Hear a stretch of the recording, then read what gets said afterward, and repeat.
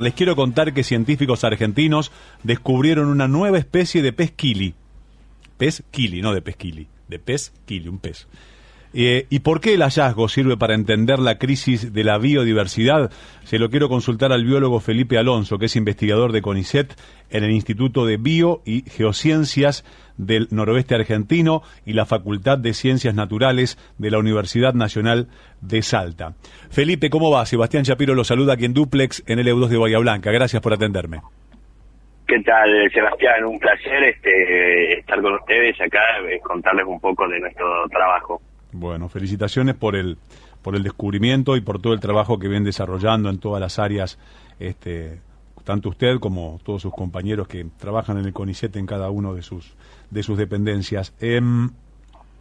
Cuéntenos qué es el pez. Gracias. ¿Qué es el pez kili? Bueno, los kilis son un grupo de peces bastante particulares que habitan en ambientes que son ambientes temporarios, ambientes acuáticos temporarios, que se van a secar completamente durante una parte del año y que se forman a partir de las lluvias, ¿sí? Y tienen una característica bastante notable, que es que tienen huevos de resistencia al desecamiento. Los adultos mueren cuando el charco se seca, pero los huevos van a quedar enterrados en el sustrato, y cuando llegan las lluvias, en la próxima temporada de lluvias, y se llena el charco, esos huevos van a eclosionar y van a crecer los pececitos en ese ambiente y van a hacer todo su ciclo ahí. Uh-huh. Estos peces, digamos, se conocen de América y de África. Hay unas 350 especies más o menos, y acá en Sudamérica también, tenemos varias especies de esos peces. Lo que es también notable es que, como viven estos tipos de ambientes tan particulares, la mayoría de esas especies están en peligro de extinción. Es, de hecho, uno de los grupos de vertebrados en mayor peligro de extinción que hay en Sudamérica, ¿sí? Tal cual. ¿Por qué nos permite entender la crisis de la biodiversidad y en qué zonas, de qué zonas son autóctonos estos peces o en dónde se dan con mayor frecuencia? Bueno, estos peces acá en Sudamérica están desde el sur de Buenos Aires, desde más o menos la región de Bahía Blanca hacia el norte, en toda Sudamérica. Incluso hay algunas especies en la zona de México. Y lo que nos permite, digamos, poner en relevancia este trabajo que hicimos nosotros es que hemos encontrado una especie nueva de este grupo de peces que habita en la selva paranaense, cerca de las cataratas del Iguazú. Uh-huh. Y justamente estamos hablando de un grupo de peces que están en grave peligro de extinción. Hay algunas especies que ya incluso se han extinguido, otras que están al borde de extinción justamente por el avance de la frontera agropecuaria y de las construcciones, digamos, que hacen la ampliación de las ciudades, etcétera, donde se van perdiendo los humedales de los ambientes donde viven estas especies. Entonces, en este caso, al encontrar una especie nueva de estos peces, estamos mostrando de alguna forma que incluso muchas de estas especies se pueden estar extinguiendo antes de que lleguemos a descubrirlas. Nosotros en los últimos años hemos ido descubriendo varias especies nuevas de este grupo. En Misiones ya habíamos encontrado otra que salió publicada el año pasado, y también hemos encontrado otra, por ejemplo, en la zona de Salta. Entonces estamos todo el tiempo todavía descubriendo esas especies, las especies nuevas. O sea, hay un montón de especies que todavía no sabemos que existen y se están extinguiendo incluso antes que las lleguemos a conocer. Entonces eso pone en relevancia la importancia de poder estudiar estos animales, estos peces, en general la biodiversidad en general, porque estamos frente a una crisis muy grande de biodiversidad a nivel mundial, donde estamos perdiendo especies a niveles pocas veces vistos, digamos, sobre todo en los tiempos más recientes de la vida en la Tierra. Y la principal causa de extinción de las especies son las actividades humanas, sobre todo la pérdida de hábitat. Entonces es muy importante que entendamos que tenemos que estudiar y conservar ese patrimonio natural que tenemos. ¿Por qué? Porque la diversidad es una fuente de un montón de recursos y de servicios que nos brindan a los seres humanos, ¿no es cierto? O sea, de la naturaleza nosotros obtenemos alimentos, medicamentos, un montón de cosas que son imprescindibles para que podamos vivir en un ambiente sano, podamos desarrollar económicamente, desarrollar tecnología, etcétera. Felipe, le quiero consultar si el tema del cambio de ciclo, por ejemplo, de los llenados y del secado de los reservorios naturales y también de la estacionabilidad y de la poca previsibilidad, cómo ha cambiado el tema de las estaciones, que ahora no son tan exactas como antes y todo se va corriendo y hay hasta sorpresas en los cambios climáticos, de lluvias, cuando se espera que llueva no llueve, cuando espero que haga frío hace calor. Las especies se van adaptando. Esto va a tardar, por ejemplo, muchísimos años, pero que haya este tipo de resistencia a tanto cambio en la biodiversidad es una buena noticia dentro de los descubrimientos que hacen. Sí, a ver, digamos, en realidad, digamos, estos peces justamente son bastante vulnerables a eso. De hecho, estamos haciendo un trabajo que todavía no ha sido publicado, estamos en proceso de hacerlo, pero tenemos ya algunos resultados preliminares que estamos viendo en este grupo de peces acá en Sudamérica, digamos, cómo va a afectar el cambio climático, justamente en ese sentido, ¿no? Que por un lado vamos a tener ciclos más impredecibles, donde va a haber sequías o inundaciones más prolongadas, y también hay zonas que van a ser más secas y otras zonas que van a ser más húmedas acá en Sudamérica. Entonces lo que estamos viendo es que, en principio, a partir de modelados que estamos haciendo, eso nos va a afectar negativamente a estas especies. Lo que esperamos es que la distribución de esas especies se vaya viendo más acotada por ese efecto del cambio climático. Si eso le sumamos la pérdida de hábitat, porque avanza la frontera agropecuaria, porque cada vez se talan más bosques, etcétera, tenemos un combo bastante explosivo, digamos, ¿no? ¿Cuál es el mayor desafío desde el punto de vista de la biodiversidad que ustedes los científicos están hablando y están notando a raíz de todo este cambio climático? Sí, justamente, digamos, todas estas actividades, digamos, todo este panorama es nefasto para el futuro de la vida en la Tierra, ¿no? Porque van generando también efectos en cadena que son a veces difíciles de predecir, ¿no es cierto?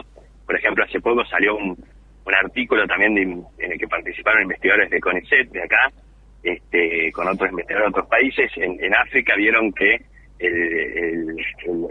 la introducción de una hormiga en los ecosistemas de la sabana africana generaba que los leones cambiaban la presa que estaban comiendo, porque esas hormigas, digamos, estaban arriba de los árboles y hacían que determinadas mamíferos que se alimentaban de esos árboles, digamos, no podían alimentarse. Entonces quedaba todo un efecto en cascada. Entonces a veces los efectos que pueden tener de estos cambios a veces son mucho más grandes y más difíciles de predecir de lo que uno se imagina, porque uno a través de modelar diferentes cosas uno puede ver algunos efectos como más evidentes, más obvios, ¿no es cierto? Como que, por ejemplo, en estos peces los cambios en los patrones de precipitación, temperatura, etcétera, pueden generar un problema, pero eso se agrava cuando consideramos que todas estas cosas van interactuando en los ecosistemas, que son sistemas complejos. Entonces generalmente hay un montón de cambios y problemas que van a ser mucho más graves, ¿no es cierto?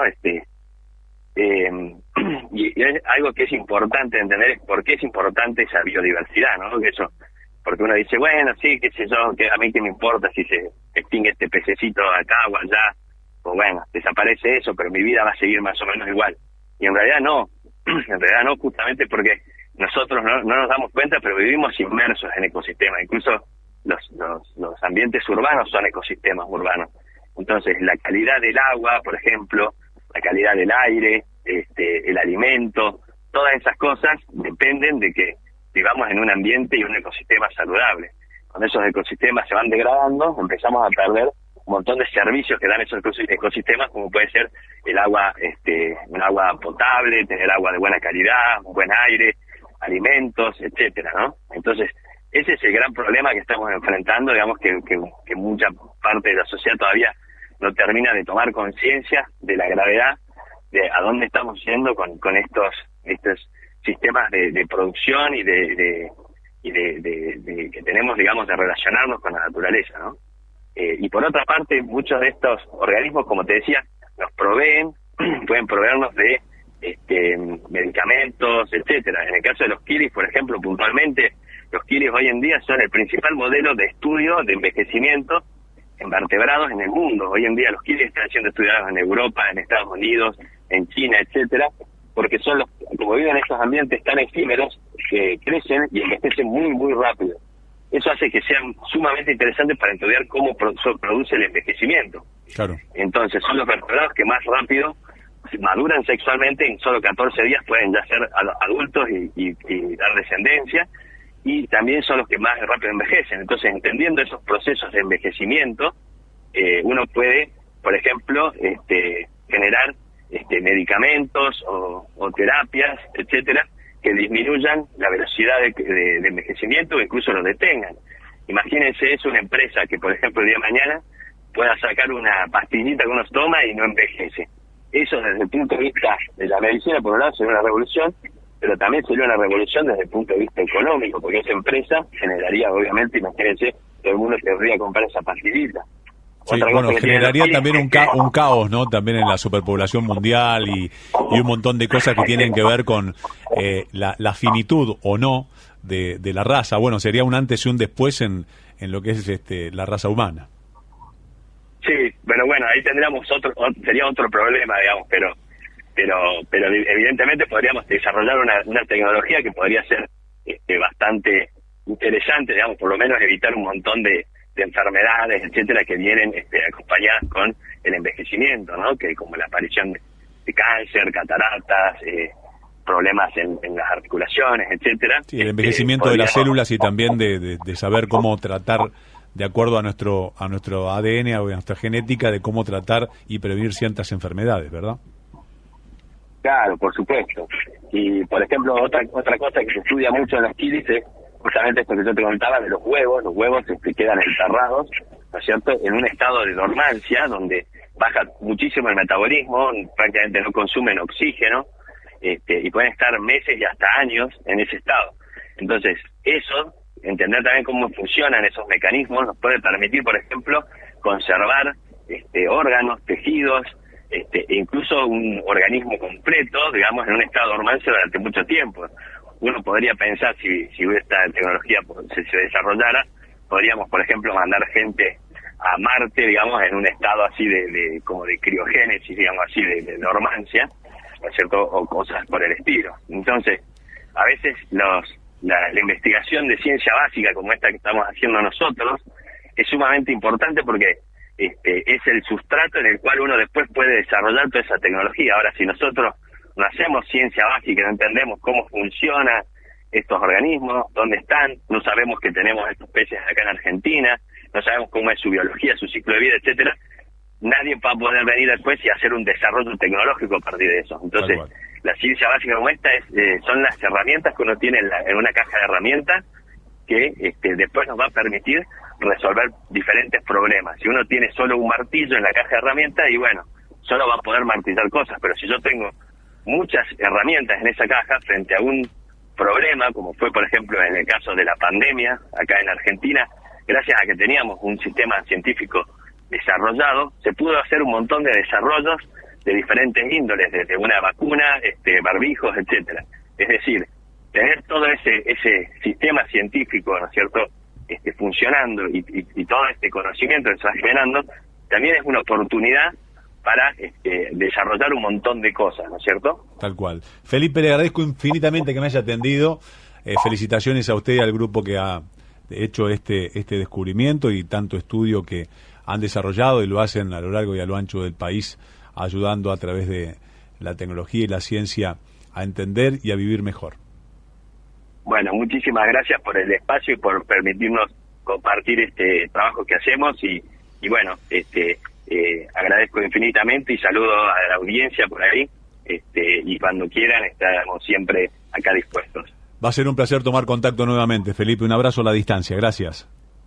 Un abrazo grande, hasta luego. El biólogo Felipe Alonso, investigador del CONICET en el Instituto de Bio y Geociencias del Noroeste Argentino, hablando sobre esta nueva especie acuática llamada kili, que nos hace dar cuenta de un montón de cosas que tienen que ver con la biodiversidad, la crisis de la misma y también un montón de oportunidades a través del estudio de las especies naturales que tenemos en todos los campos de la vida. La respuesta está en la naturaleza.